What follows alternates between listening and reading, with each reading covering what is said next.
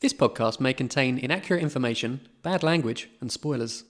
When you've been cooped up indoors and quarantine bites, it's time for Agony Art Lockdown Lights. Welcome to Agony Art Lockdown Lights, the bite-sized version of our Agony Art podcast in which we try to solve your problems, not using our own brain power, but instead by telling you how those problems were solved in the great art of our age. And when we inevitably fail to solve your problems for you, at least we'll leave you with a fun reading, listening and watching list to enjoy in your spare time. My name's Aaron, and I'm an author and an occasional reader of books, very occasional.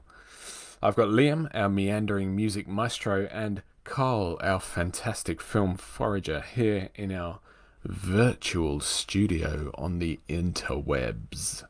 Say hello, lads. Hello. Hello. Trying different styles of hellos today. Can we do an ASMR hello? Go. Hello. Is that how you do it? Oh, God. No one is being relaxed by that, Carl. I haven't landed on a hello yet. You know, like a, this is my hello, that's what I'm going to do. It doesn't have to be hello, does it? You could mix it up a bit. You could be like, hi, or watcher. I think I've done a yo before. G'day, mate. What's up? So this is our 10th episode, I think it's going to be, because we've done 7 normal and this is our 3rd lockdown light. Wow, anniversary. And you still haven't settled on a hello. No. Should we settle it now? I don't think you need to settle, Carl. Variety's the spice of life. Just hello. take each episode as it comes. All right, we'll do. What? Talking of lockdown, it looks like there's light at the end of the tunnel this year, guys. And at some point, maybe by the end of the year, our lives might return to some level of normality. So I want to know, and the listeners want to know, what's the first thing you two are going to do once everything opens up again? One thing I haven't missed is wasting my Saturdays, like going to the local shopping centre, wandering about, spending money I probably wouldn't have spent if I hadn't gone there, and then spending like 50 quid on a lunch in like Bill's or Cafe Rouge or something like that. Like, I don't do that on my own, by the way. I mean, with my wife and child. leaving my wife and child at home and going to a local shopping centre to spend money and have a Bill's. Yeah, so I haven't missed that. On the other hand, I would probably book a nice meal in a nice restaurant. To spend some money you wouldn't have spent. Yeah. Yeah, no. I've missed the rare treat restaurant, not the general, where should we eat? What about here?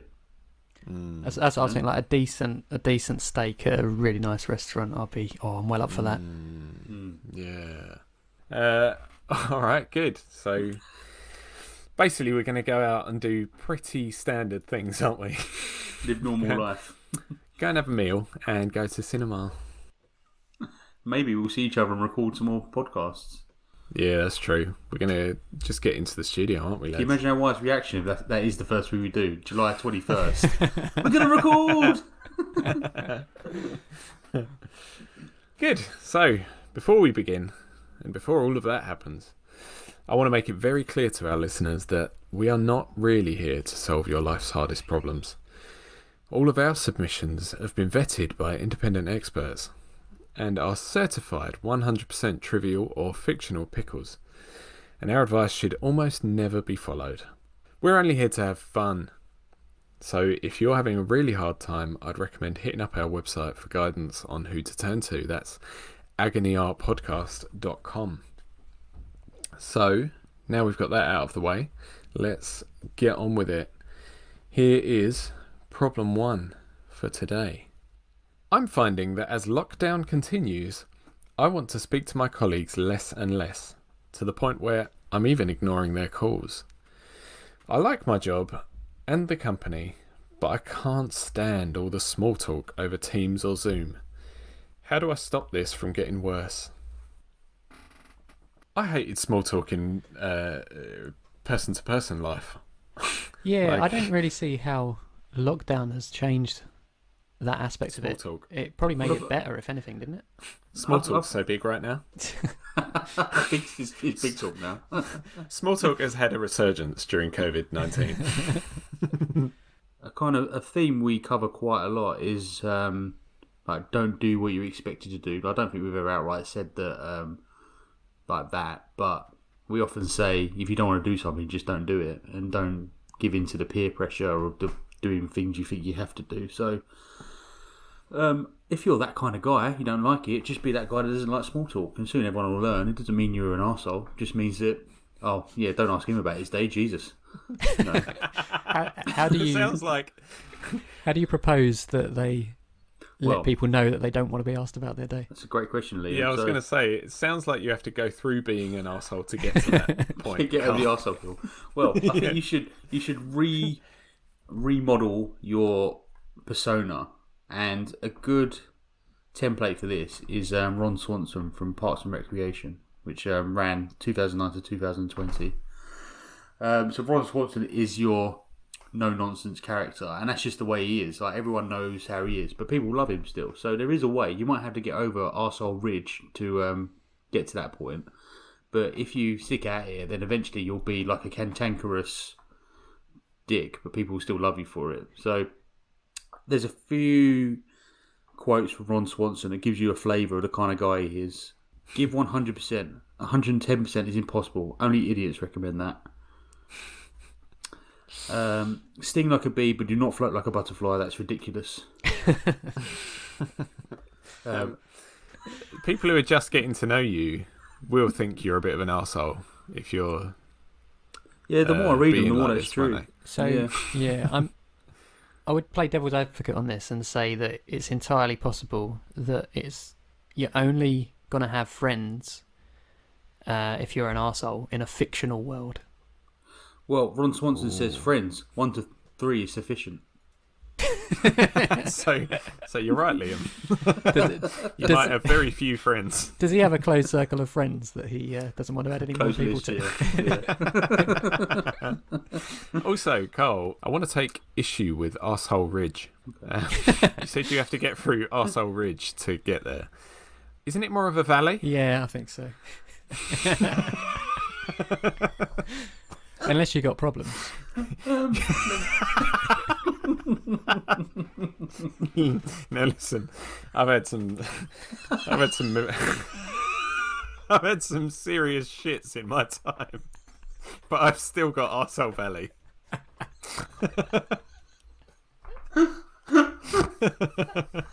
Okay. Yeah, alright, you have to get through Arsehole Valley. Valleys are easier to get through the ridges, though. Maybe it's more of a canyon. Grand Arsehole Canyon.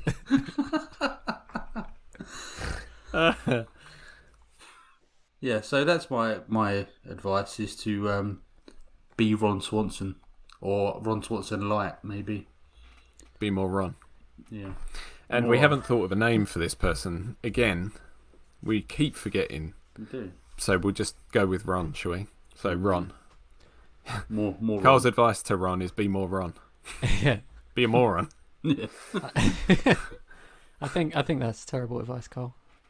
What did you expect?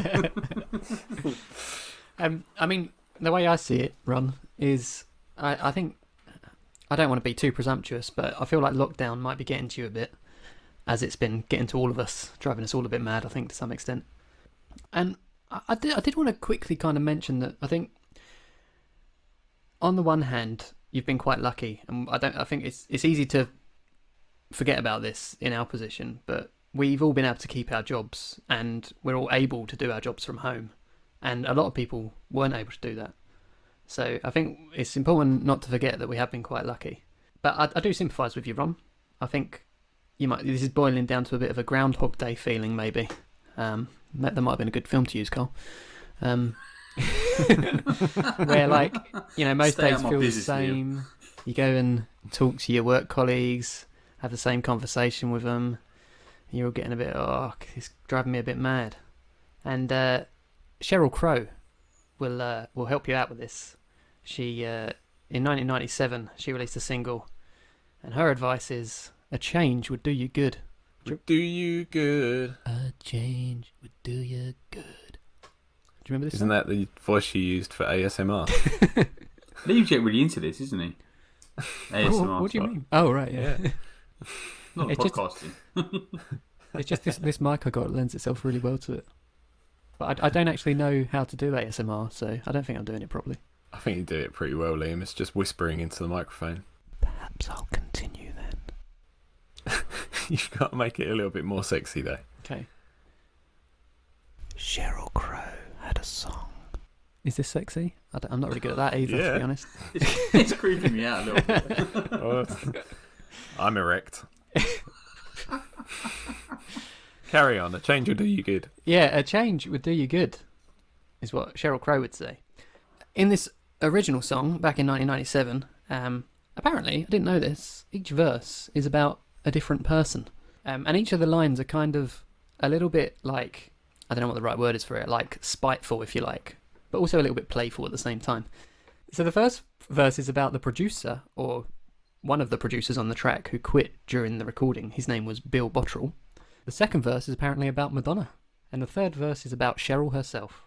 Sheryl Crow, not Tweedy. Is that her name? Not anymore, but So yeah, in the original context, this is a little bit less about friendly advice, and it's more like, if you changed, you'd be a better person. But I think, in general, we can say, you know, a change would do you good is literally true. So long story short, the advice is just try and put up with it.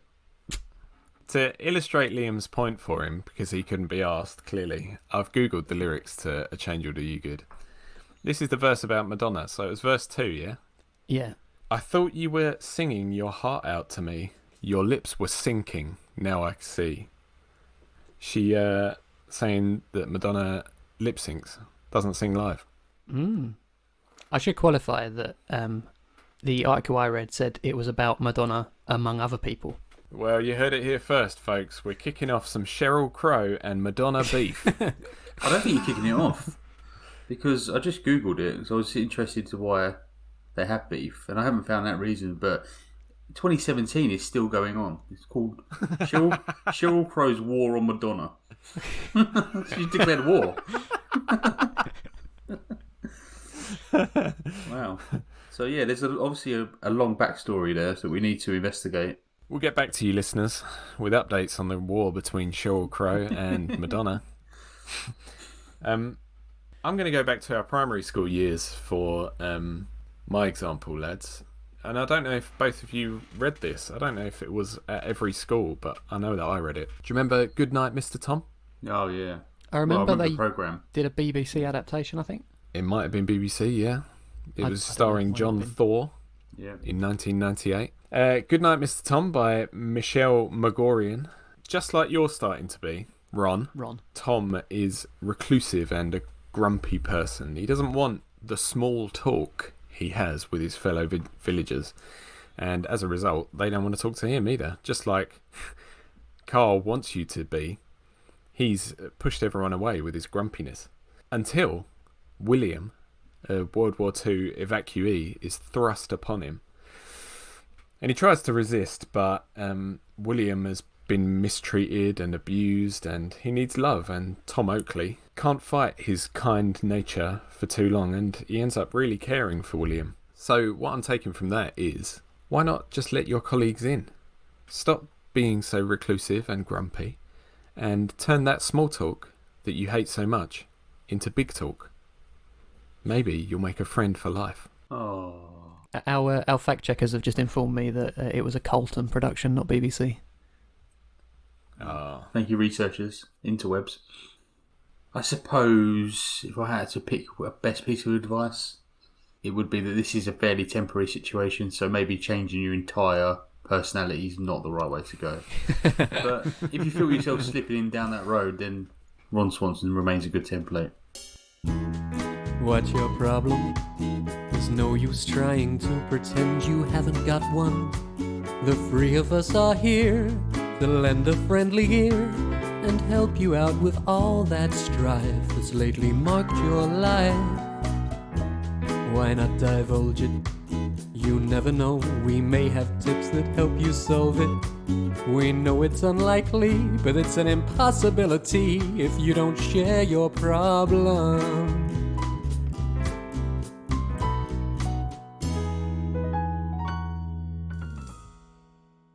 Right, should we move on to problem 2?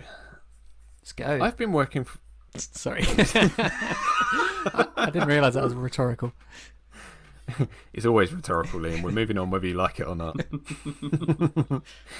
I've been working from home since early last year, and I love it. I've saved 3 hours of commuting every day. I get to spend much more time with my family, and I'm getting more sleep than ever before. I've never felt better. Problem is, now I'm scared of going back. What should I do when they inevitably tell me I have to return to the office? Help! Was that added for effect, or was that in the original message? It was, yeah. It was help! With an Help. exclamation mark. Should we beat ourselves at our own game here? And that game is forgetting to pick a name for the person and pick a name straight away. Yeah, let's do it. Who needs help? Since we made such a big deal of the help. John Lennon and the Beatles. John Lennon and the Beatles, everyone. Oh, yeah. That's All a right, a weird way of referring to them, but yeah. John. Who can help John? Well, I can go first on this one. I mean, I suspect there's probably quite a lot of people feeling a bit like this. And I do sympathise a bit, because I think at this stage, I think it's been made pretty clear that a lot of jobs can be done from home. And there's probably a lot of people feeling like, they've proven that they can work effectively without going into an office every day. And with this in mind, you could take some advice from Tom Petty, who said in 1989, in the single of the same name, "I won't back down." I think this is the song that Carl mentioned in an earlier episode. We were talking about Johnny Cash, and you It's in said, Barnyard, the film. and he said he would stand his ground, or something like that. And he did cover this song in 2000 on his album America Free. But unfortunately, for me, I quoted this in a birthday card, like some lyrics from this to my mum, and wrote Johnny Cash is the person that coined it, the phrase, but obviously I'm wrong, so I'm going to have to get that off her and destroy it. Fix it. Destroy all evidence. Yeah, Scribble out Johnny Cash and write Tom This was Petty. about 15 years ago, though.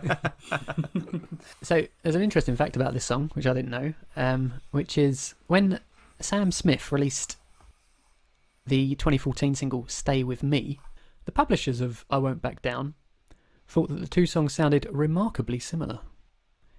So they got in touch, and there was reportedly a very amicable exchange between the two songwriters, which ultimately resulted in a songwriting credit for Tom Petty on going on Stay With Me. Sam Smith said about it at the time, "I'm 22, I've never even heard this song." And Tom Petty was reported to say, "I've been songwriting a long time, and I know this stuff can happen. I totally understand. I don't think it was intentional, and I wish you all the best," sort of thing. And it's a bit weird, because if that was the stance he took on it, you'd think that he probably wouldn't bother with any of the legal stuff. But they went ahead with it anyway, and now he's got a songwriting credit, and apparently he gets 12.5% of the royalties from the song, which did really well in the UK at least, so he probably made a bit of money off it. It's quite a theme for Liam, isn't it? Finding song-based litigation. There's so much, though, isn't there? I'd imagine. But Liam is hot on it. What are we going to do if someone steals the format for this podcast? Nothing. Laugh No. because it's a terrible idea.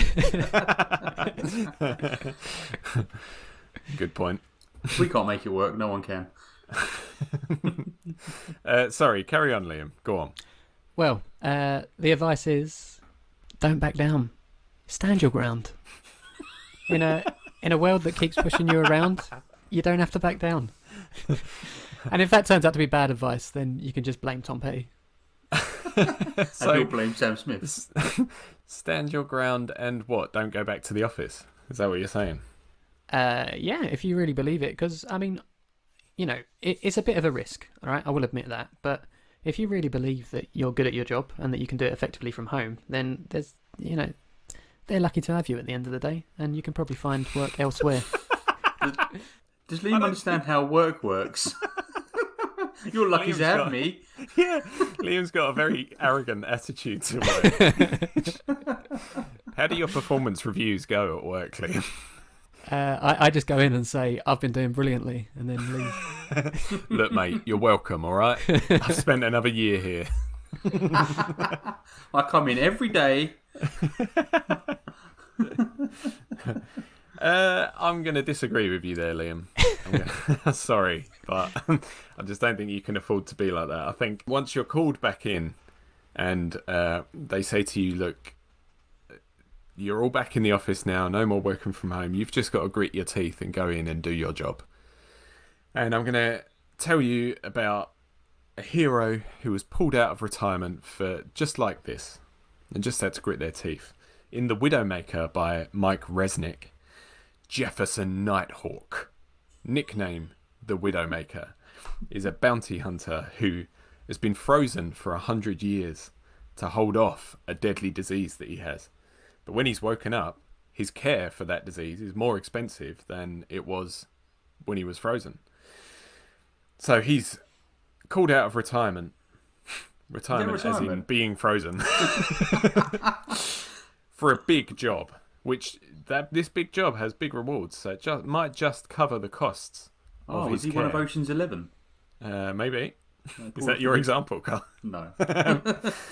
George Clooney drags him out of his frozen state for one more big job at the Bellagio. Yeah. So yeah, I think heroes. There are loads of examples of heroes being called out of retirement to do one last big job. And when you're called out of lockdown to do your normal everyday job, you're just going to have to be like those heroes and accept it, grit your teeth, and get on with it. That's a fair point. I've got another take. And, working from home is great. You get a lot done. But sometimes being in the heat of the moment in the office and surrounded by other minds helps you kind of solve problems quicker, more efficiently. So I think you need to consider the impact of you not going back to the office on the rest of the world. So you picture this scene. Your country's at war. Wait a minute. Liam, you do the soundtrack. Like the background music. I'll do sound effects. Carl, you tell the story. Okay. I've got a piano here. Do we want a literal soundtrack? No, If you can pull you've it got off. to do it. You've got to do it orally, Liam. Okay, right. Okay. Your country's at war. Hold on, wait, cut. We're in ancient times. Oh, Shit. Fuck's sake, Carl. Well, I'm getting there. Right, let's go. Look. That's the same music, just higher pitch. yeah, because it's older. You don't get as much bass response on old recordings. The bass didn't drop till the mid 1800s. Okay. Your country's at war, fighting for national pride, but also for hegemony of the area of the world. Hegemony!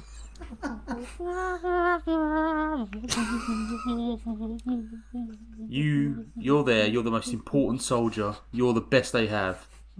But not only are you the best fighter, but you inspire the rest of the men and you hold the army together. You land on the beach and you fight, you help everyone, you help the cause and you win the beach, so you get to land, all your forces, things are going well. But then you have a dispute with your boss and you sit out of the first battle. You sit on a hill, you watch the battle unfold, and as it unfolds, you're pointing out the mistakes, what should be happening, where they're going wrong. You're frustrated, you're watching from the sidelines because of your personal pride, and your army gets crushed on the first day. Like, not crushed so they're done, but they lose the battle, they retreat back to the boats, to the beach. And what you've done is your enemy feels a sense of, they feel stronger, they feel like they've renewed hope, they can defend against you and they can win this war. You, my friend, what's his name again? Did we get a name? Yeah, we named him right at the beginning. John. Yeah, John. Yeah, you, John Lennon and the Beatles. You were Achilles. I was Troy. Oh, well done, Liam. I was going to say it before you said that. I wish I had now. Yeah. So, you're Achilles. You're a mythical legend.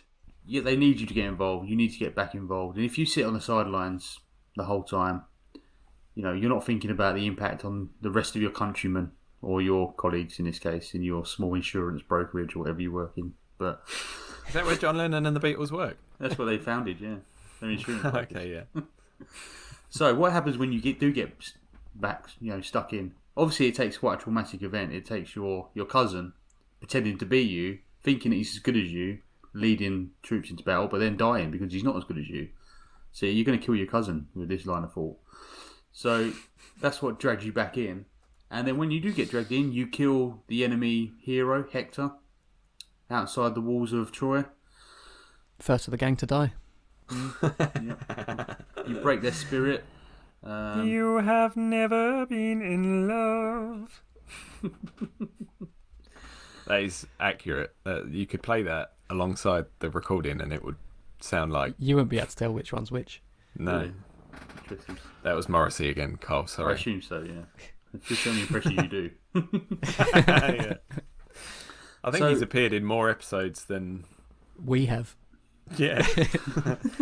Sorry, go on, Carl. No, that's it. That's my point, really. You don't know how important you are to the cause, and if you sit on the sidelines, things might falter, and you need to be in there, stuck in, leading the line. That's true. If your company has been struggling during lockdown and associated world events, then you're right, Carl. You might be instrumental in their recovery, John Lennon and the Beatles. I did want to. I thought it'd be interesting to point out some historical inaccuracies of Troy, but then I found something better where a Mexican extra as a soldier starts shouting "Aquí, aquí!" on, and it's caught on film. So yeah, I quite like that.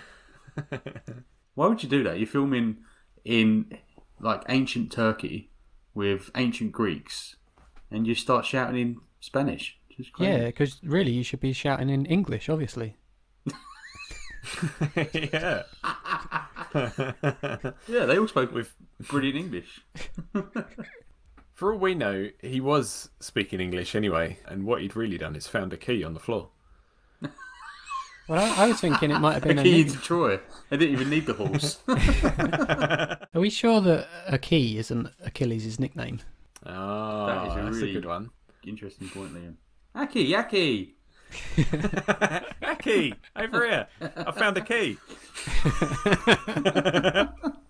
So your point is, Carl, dive back into the fray because they're going to need you.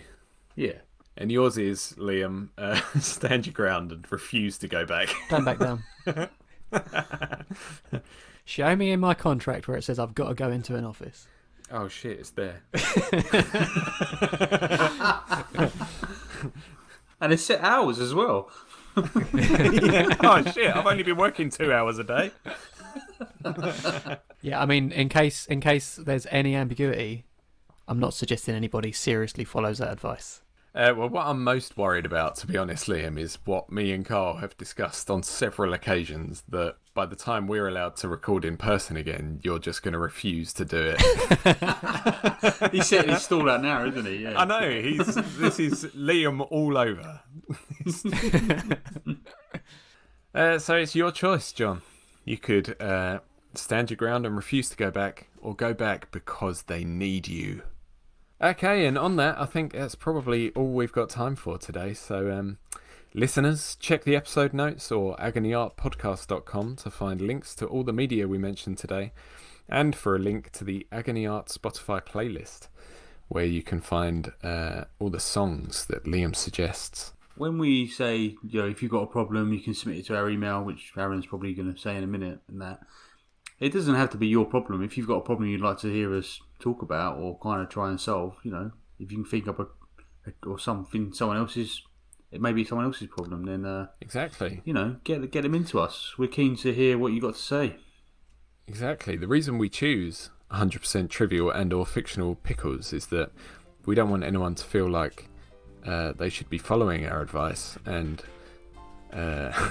make a bad problem in their life worse.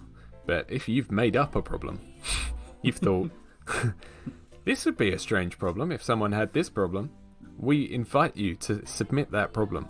Any trivial or fictional problems that you want to submit, you can submit to us via our group Instagram or Twitter accounts. That's at Agony Art Podcast, or on the submissions page on our website, agonyartpodcast.com. I would like to thank our resident Agony Aunts for their contributions. Thanks, Liam. Thanks, Carl. You're very welcome. And thank you, listeners, for listening. We'll be back next week with more problems to muddle our way through and more entertainment for you to enjoy. See you later. Bye. Bye.